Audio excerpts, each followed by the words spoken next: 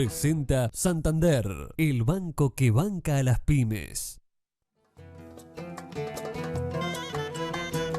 Bien, seguimos en la mira en este nuevo espacio que auspicia Santander, una columna económico-financiera a cargo de Federico Comesaña, hoy con el dólar y los inmuebles. Exactamente. Normalmente hablamos del dólar, ese rol que tiene confundiendo mucho a los uruguayos en materia económico y financiera, el rol que tiene a nivel macroeconómico, y a veces también hablamos del rol que tiene a nivel de las finanzas de bolsillo y esa relación patológica del uruguayo con el dólar que hemos charlado en más de una oportunidad. Amor y odio. Entonces, hoy vamos a ver cómo influye la evolución del tipo de cambio en el precio de los inmuebles, porque uno cuando analiza la compra de un inmueble o la venta del inmueble, bueno, el precio tiene un factor fundamental y sobre eso el dólar impacta. E impacta de tal manera que muchas veces condiciona los movimientos que termina viendo, el volumen de negocios que termina viendo en el mercado, y vamos a entender un poco por qué. Con esto vamos a arrancar viendo la primera gráfica en la que vemos la evolución del precio de oferta de los inmuebles. Esto es el precio que piden los propietarios por sus inmuebles. Estos son unos datos que conseguimos con un equipo de ingenieros y economistas que lidero en Brick Analytics de Enia. Y esto lo que hace es tomar la totalidad de los avisos clasificados y entender la evolución de los precios. Lo que vemos en la gráfica es que los precios aumentan o se estancan. Esto es de 2014 hasta ahora. Los precios de los inmuebles en dólares no bajan. Los precios que piden los propietarios por sus inmuebles no bajan. ¿Y esto por qué se da? Y vamos a entender un poquito cuando vayamos quizás a los fundamentos y a la evolución del tipo de cambio. Pero recuerden esto, los precios de los inmuebles para los propietarios no bajan. Los propietarios no piden menos por los inmuebles que ponen en oferta. Y eso tiene que ver mucho con la trayectoria del tipo de cambio. Acá lo que vemos es, hubo un periodo hasta quizás mediados de 2015 donde el precio de los inmuebles subió. Luego un periodo quizás hasta principio de 2017 donde los inmuebles se mantuvieron. Otro periodo de suba hasta el primer trimestre, hasta fines del primer trimestre de 2018, y luego se estabilizan los precios. Los momentos en los cuales los precios se estabilizan son momentos en los que el tipo de cambio sube. Y acá vemos la gráfica de tipo de cambio, teníamos allá esos periodos donde los precios se estancaban. Bueno, los precios se estancan de los inmuebles cuando el tipo de cambio sube y sube de forma brusca. Y vamos a ver un poco qué hay detrás de la fijación de precios en el mercado inmobiliario.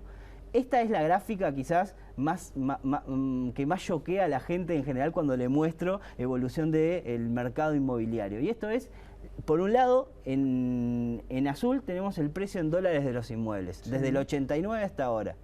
En rojo tenemos la evolución del salario en dólares de los uruguayos, del 89 hasta ahora. Y lo que vemos es que las dos curvas van prácticamente de la mano, porque el fundamento último que hay en el precio de los inmuebles es la capacidad de compra que tienen los uruguayos. ¿Tiene que ver con la oferta y la demanda necesariamente?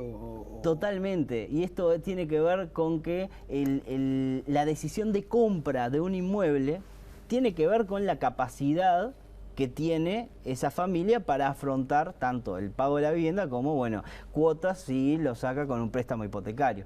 Cuando el fin de la vivienda es la inversión, porque un inversor compra la vivienda para después alquilarla y obtener una renta, la rentabilidad del negocio viene dada por el alquiler. ¿Cuánto cuesta el alquiler? Y el alquiler está atado 100% a la capacidad de los hogares para pagar esa renta, con lo cual el salario o los ingresos vuelven a aparecer ahí. O sea que los fundamentos últimos del mercado, el precio último de transacción es este que ven acá, y está muy atado al salario de la gente, no hay discusión. Pero ahora, ¿qué pasa en el corto plazo? ¿Qué pasa con el precio que piden los propietarios? Y decíamos que el precio que piden los propietarios no baja, sube o se estanca.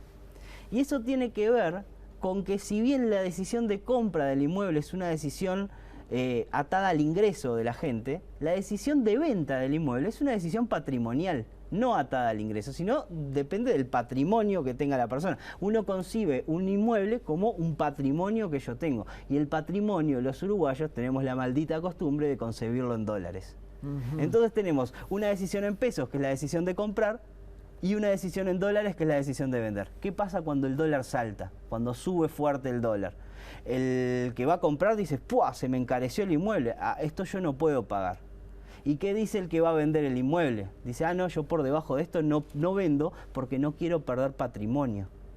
Entonces ahí se produce lo que es un divorcio entre la oferta y la demanda. Porque el que tiene el inmueble puede decir, yo dejo el inmueble sin vender, lo mantengo, lo pongo en alquiler y espero a que la gente esté dispuesta a pagar lo que yo quiero cobrar por el inmueble que tengo. Ahora, sin perder patrimonio. La lectura que vos decís que hace el propietario es una lectura errónea, en la medida que si el dólar subió, la misma cantidad de dólares le implica más cantidad de pesos. Claro, ahí porque vos lo estás pensando en pesos y en poder de compra, pero el uruguayo tiene esa maldita costumbre de pensar en dólares el patrimonio. Y yo tengo más patrimonio, soy más rico si tengo más dólares. O lo que tengo pues, se vende por más dólares. Esto te lo vendo a $100 con el dólar a 30 y te lo sigo vendiendo a $100 con el dólar a 35. Exactamente. Y entonces, ¿qué se produce? Esto que vamos a ver en la siguiente placa, que lo que muestra es la evolución de los precios en UI, de oferta y los precios de demanda. Los precios en UI que evolucionan según la inflación. UI de oferta y de demanda. En azul tenemos los precios de venta. En rojo tenemos los precios de compra, lo que la gente está dispuesta a pagar, tomados como de alguna manera como una aproximación con el mercado de los alquileres, que ahí sí es un mercado que no hay lugar para desvíos porque el costo de ociosidad para el que alquila es muy alto, claro. Y por otro lado el que va a alquilar es una suerte de decisión residual, alquila porque no puede comprar. Entonces, si vemos esa gráfica, lo que vemos que hay periodos en los que los precios de oferta, los precios que pide el propietario por su inmueble, aumentan y se desfasan respecto a los precios que está dispuesta a pagar la demanda. Y luego hay otro periodo en el que vuelven a acompañarse, vuelven a juntarse, el precio de demanda funciona como suerte de ancla. ¿Qué pasa en ese lapso ahí que hay, en el que el precio y la intención de invertir se equiparan? Bueno, ahí vuelven a generarse buenos negocios, vuelve a generarse un mercado activo en el mercado inmobiliario. En los otros momentos, cuando vemos un divorcio entre oferta y demanda, como el que estamos viendo hoy, a partir de la suba del dólar que empezó en abril del año pasado, pero que en definitiva fue teniendo algunos momentos de turbulencias en los últimos tiempos, bueno, eso lo que hace es que se paren las ventas. ¿Y qué tiene que pasar para que la venta se produzca? Bueno, la oferta se tiene que bajar un poco el caballo y recortar el precio que pide por el inmueble. ¿Y qué es lo que dicen los operadores inmobiliarios? Sí, bueno, yo para concretar una venta tengo que bajar un 15, un 20% el precio que pide el propietario para que efectivamente la venta se concrete. Pero no son todos los propietarios los que están dispuestos a hacer eso. Muchos lo que dicen es, bueno, yo espero, pongo en alquiler el inmueble y después lo vendo cuando me den los dólares que yo quiero por el inmueble. Entonces, el mercado inmobiliario uruguayo se ajusta por cantidades, no por precios. Entonces pasa que hay un menor nivel de operaciones, las operaciones que se concretan son las operaciones que entran dentro de esos fundamentos que vienen dados por la capacidad de compra de la gente, los que acompañan el poder de compra de la gente, pero los que no quedan postergados para que cuando el dólar baje en términos reales, es decir, o baja el dólar o suben los precios y suben los salarios y eso hace que se acomode el mercado, ahí el mercado inmobiliario vuelve a activarse. Pero en este momento tenemos un mercado que está bastante frío, justamente por otras razones también, pero una de ellas es por este divorcio entre precio de oferta y precio de demanda. Presentó Santander, el banco que banca a las pymes. Bueno, y gracias por haber estado ahí. Los esperamos la semana que viene. Hasta entonces, gracias.